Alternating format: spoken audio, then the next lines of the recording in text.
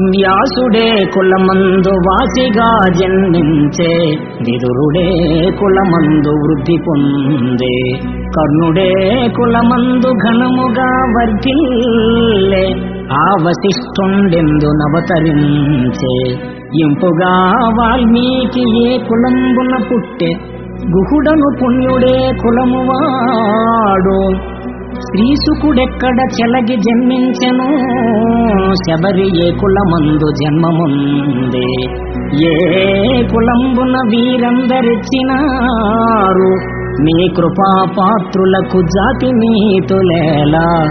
భూషణ వికాస శ్రీధర్మపుర నివాస, దుష్ట సంహార నరసింహ దురిత దూర.